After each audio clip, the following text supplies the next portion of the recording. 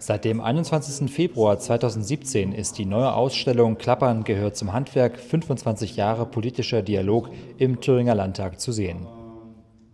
Landtagspräsident Christian Carius eröffnete die Schau anlässlich des 25-jährigen Jubiläums des Thüringer Handwerkstag e.V. Aber es ist wichtig, dass das Handwerk, das für uns natürlich so ein Stück weit wirtschaftliche Grundlage des ganzen Landes darstellt, dass es dem Handwerk gut geht und dass wir dafür auch zuhören, wenn das Handwerk uns was zu sagen hat. Die Ausstellung zeigt Exponate individuell gefertigter Gebrauchsgegenstände von Thüringer Handwerkern. Dabei wurde den Gästen auch deren Funktionsweise und Fertigung erklärt.